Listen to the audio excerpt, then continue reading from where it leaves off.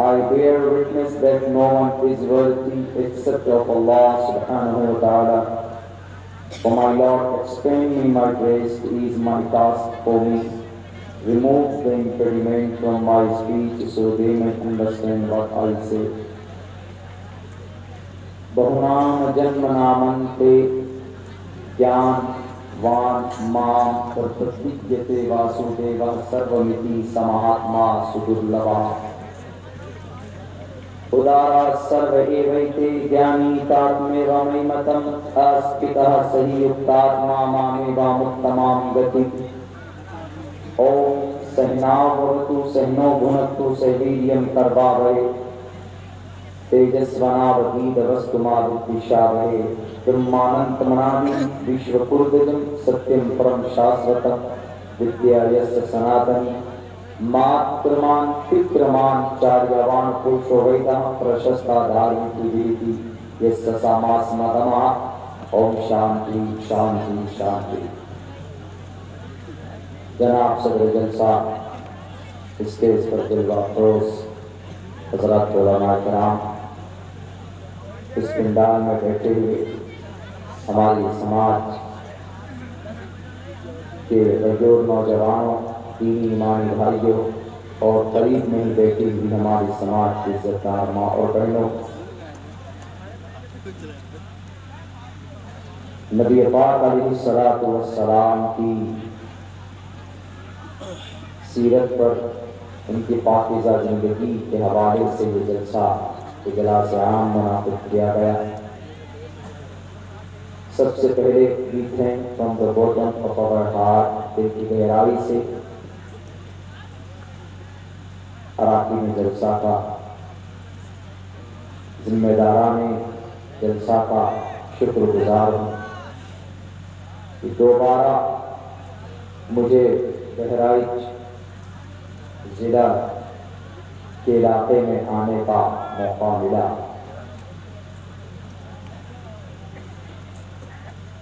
बहुत उम्दा निस्बत पर हाजिरी हुई।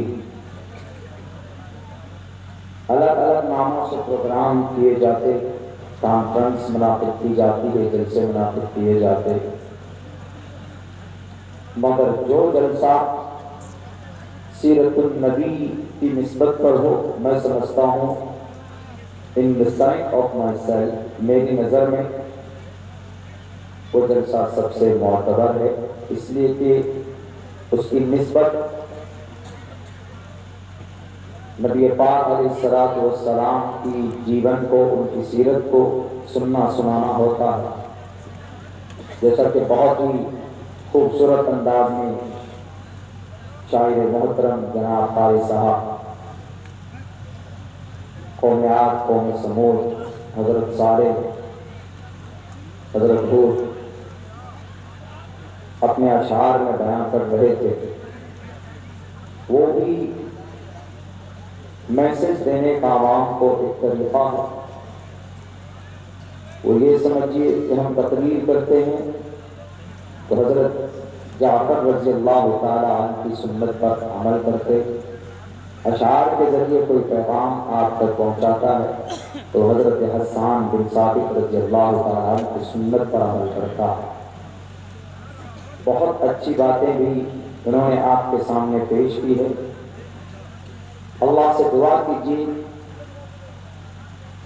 जिनकी जुबान से ही शरीयत की जो बात आपके कानों तक पहुंची है, अल्लाह उस पर अमल की तौफीक अता फरमाए और अपनी ज़िंदगी के अंदर कोई तब्दीली का शौक़ पैदा हो जाए।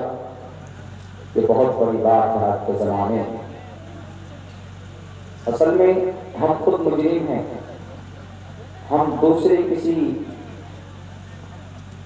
फिरक़ बातिला को या किसी अग़यार को, यहूद व नसारा को, जुल्म तशद्दुद करने वालों को हम ब्लेम करते हैं कि नहीं वो हमारे इस्लाम को बदनाम करने में तुले हुए हैं।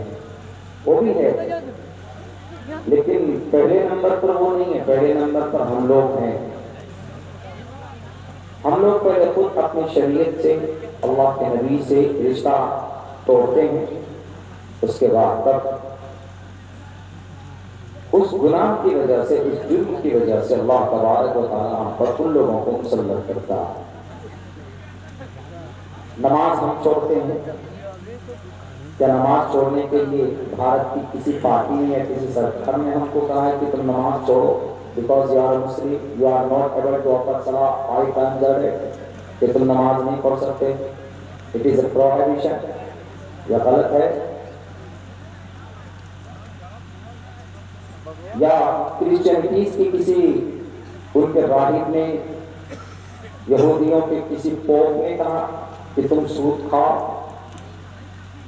غیبت کرو، چغل خوری کرو، یا سماج کی کسی بیٹی سے کہا کہ تم بال کھول کر چلو؟ ہمارا عمل پروف بنتا ہے میرے بھائیوں۔ ہم اگر کوئی عمل کرتے ہیں یا نہیں کرتے ہیں تو اس کا ججمنٹ، اس کا فیصلہ کورٹ میں لیا جاتا ہے۔ انہیں ہمارے قرآن سے، شریعت سے کوئی مطلب نہیں کہ مسلمانوں کے پاس ان کا قرآن، ان کی شریعت، ان کی حدیث کی کتابیں، صحیح ستہ، بخاری، ترمذی، داؤد، ابن ماجہ وغیرہ وغیرہ، وہ نہیں جانتے ہو، وہ آپ کے عمل کو پیش کرتے ہیں۔ جوڈیشری میں، عدالت میں آئی وٹنس کی زیادہ اہمیت ہوتی ہے بالمقابل فورنسک وٹنس پہ۔ مثال کے طور پر ایک طرف ایک انسان یہ کہتا ہے کہ میں آئی وٹنس ہوں، اس نے اس کا مرڈر کیا، ادھر 10 میڈیکل اور فورنسک وٹنس ہیں، گواہ ہیں جو ان کے قاتل نہ ہونے کے خلاف ہے، لیکن آئی وٹنس ایک ہے۔ سپریم کورٹ کا ججمنٹ یہ ہے کہ اس ایک بندے کی بات مانی جائے گی، باقی 10 جو میڈیکل اور فورنسک جو ایویڈنس ہے اس کی بات نہیں مانی جائے گی۔ تو ہم جو عمل کرتے ہیں وہ پروف بنتا ہے مسلمانوں کا عمل کیسا ہے۔ مسلمان نماز نہیں پڑھتا ہے تو ججمنٹ آرام سے دیا جا سکتا ہے کہ بھارت کے اندر اگر 20% مسلم ہیں تو ان میں سے اگر 2% مسلم نماز پڑھتے ہیں، باقی اور نماز نہیں پڑھتے، تو وہ یہ ججمنٹ دے سکتا ہے کہ نماز ضروری نہیں ہے۔ اگر ضروری ہوتی نماز تو 2% بے نمازی ہوتے اور باقی 17% نمازی ہوتے، باقی دو ادھر 97-98% لوگ نماز پڑھتے ہوتے۔ وہ فیصلہ کرتے ہیں تب